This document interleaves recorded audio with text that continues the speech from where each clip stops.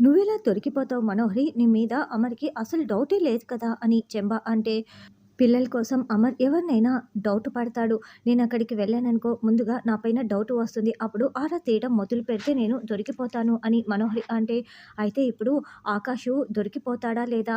లేకుంటే నీ కూతురు దొరికిపోతుందా లేదా? లేకుంటే రణవీర్ నువ్వు దొరికిపోతావా? అన్న దానిపై ఇప్పుడు నువ్వు ఆలోచిస్తూ అటు ఇటు తిరుగుతూ చాలా టెన్షన్ పడుతున్నావు. నరకం చూస్తున్నావు కదా మనోహరి! నీ బాధ పగవాడికి కూడా రాకూడదు. ఫస్ట్ టైమ్ నిన్ను చూస్తుంటే నాకు చాలా జాలేస్తోంది అని చెంబ అంటే, మనోహరి కోపంతో రగిలిపోతూ చెంబా వైపు చూస్తూ ఉంటుంది. అమర్, రాథోడ్, ఇన్స్‌పెక్టర్ ముగ్గురు కూడా 3 వైపులా వెతికేసి మళ్ళీ కారు దగ్గరికి వస్తారు. "సార్ ఎక్కడ ఆకాష్ బాబు కనిపించలేదు సార్" అని రాథోడ్ కంగారు పడుతూ ఉంటే, అప్పుడే రణ్వీర్ దగ్గర నుంచి మళ్ళీ ఫోన్ కాల్ వస్తుంది. "కమాన్ వెంటనే ట్రాప్ చేయండి" అని అమర్ చెప్తూ ఉంటాడు.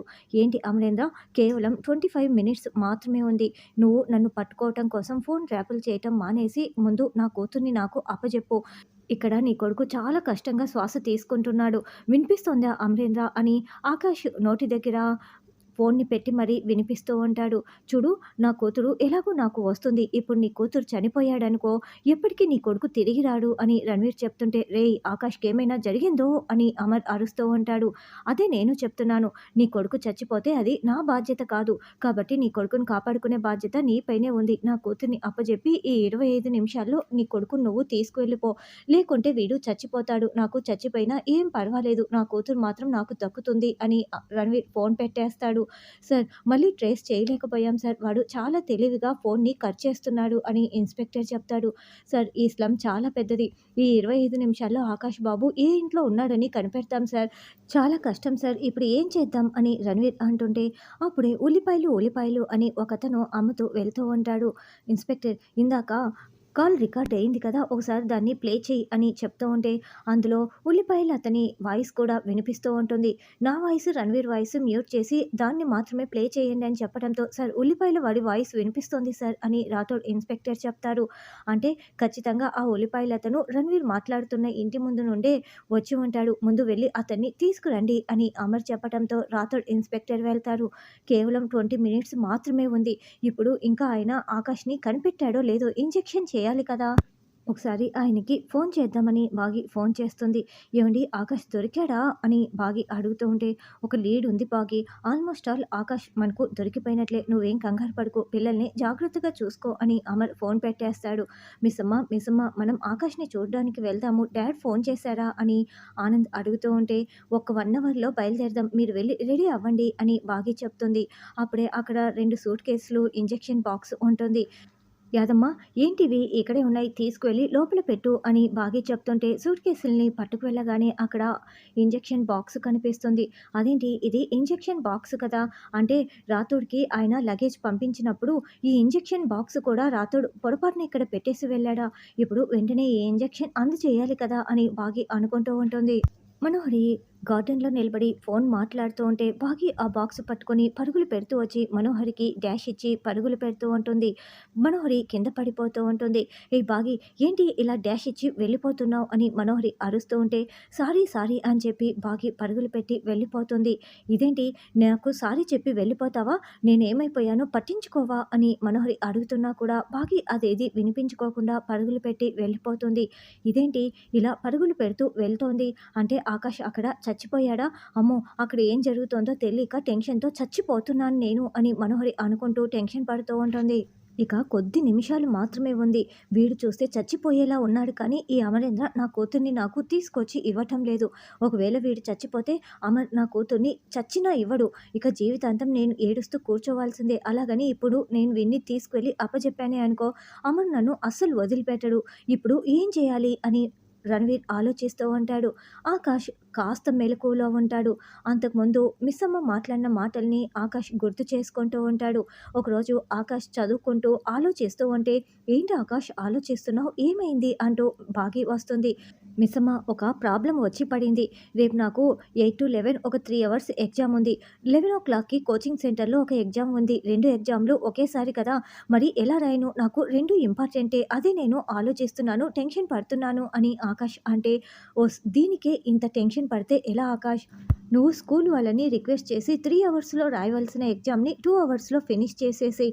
తర్వాత డ్యాడ్‌ని పిలిపించుకొని అక్కడి నుంచి కోచింగ్ సెంటర్‌కి వెళ్ళి ఎగ్జామ్‌ని కరెక్ట్ టైంకి అటెండ్ చేసేయి. 2 ఎగ్జామ్స్ రాసినట్లవుతుంది అని బాగి అనడంతో, ఇంత పెద్ద ప్రాబ్లమ్‌కి ఇంత ఈజీగా సొల్యూషన్ చెప్పావేంటి మిస్సమ్మ? అసలు నేను ఎంతసేపటి నుంచి ఆలోచిస్తున్నానో తెలుసా అని ఆకాష్ అంటే, ఎంత పెద్ద ప్రాబ్లమ్ అయినా దానికి పరిష్కారం ఉంటుంది ఆకాష్. మనం ఆలోచించే విధానంలో ఉంది. కాబట్టి నువ్వు చాలా షార్ప్‌గా ఆలోచించాలి అని బాగి చెప్పిన మాటల్ని ఇప్పుడు కాస్త కాస్త మెలకువగా ఉన్న ఆకాష్ గుర్తు చేసుకుంటూ ఉంటాడు. ఇప్పుడు నాకు అర్థమైంది మిస్సమ్మ. ఇప్పుడు నా ప్రాబ్లమ్‌కి నేనే సొల్యూషన్ వెతుక్కోవాలి. డ్యాడీ ఇప్పుడే నా కోసం వెతుకుతూ ఉంటాడు. ఇదిగో నాకు కాస్త దూరంలో అందుకోలేని విధంగా ఫోన్ ఉంది. ఇప్పుడు ఈ ఫోన్ తీసుకొని డ్యాడీకి నేను ఇక్కడ ఉన్నానని తెలియచేయాలి. అప్పుడే నేను ఈ సమస్య నుంచి బయటపడగలను అని ఆకాష్ అనుకుంటూ ఫోన్ వైపు చూస్తూ ఉంటాడు. రణవీర్ వేరొక వైపు చూసుకుంటూ దీర్ఘంగా ఆలోచిస్తూ ఉంటాడు. అప్పుడు ఆకాష్ ఆక్సిజన్ మాస్కుని తీసి పక్కన పెట్టి ఫోన్ అందుకొని మళ్ళీ ఏమీ తెలియనట్లు ఆక్సిజన్ మాస్క్ పెట్టుకొని పడుకొని ఉంటాడు. రణవీర్ ఇదంతా ఏది గమనించుకోడు. సమయం చూసుకొని ఇప్పుడు డాడీకి ఇన్ఫార్మ్ చేయాలని ఆకాష్ అనుకుంటూ ఉంటాడు. ఎదుగుదల అతన్ని తీసుకురావడంతో, నువ్వు 5 మినిట్స్ బ్యాక్ ఎక్కడి నుంచి వస్తున్నావు అని అమర్ డీటెయిల్స్ మొత్తం అడుగుతారు.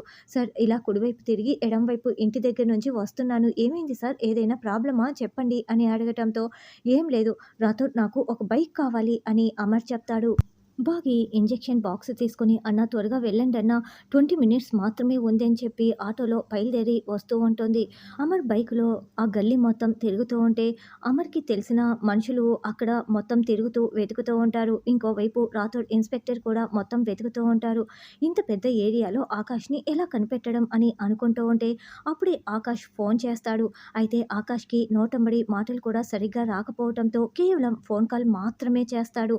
రణవీరే ఫోన్ చేశాడని అనుకున్న అమర్, చూడు రణవీర్, ఇప్పటికిప్పుడు నీ కూతుర్ని తీసుకురావడం చాలా కష్టం. ముందు ఆకాష్కి ఇంజెక్షన్ ఇవ్వు.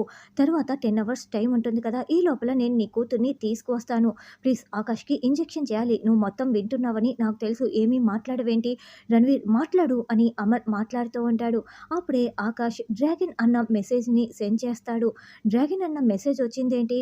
డేంజరస్లో ఉన్నప్పుడు ఈ మెసేజ్ పెట్టమని నేను ఆకాష్కి చెప్పి ఉన్నాను కదా. అంటే ఫోన్ ఆకాష్ దగ్గర ఉంది. ఆకాష్ ఏ ఇంట్లో ఉన్నాడు అని అమర్ అనుకుంటూ ఉంటాడు.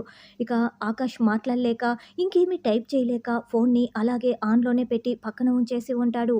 ఆకాష్ పూర్తిగా స్పృహ కోల్పోయి ఉంటాడు.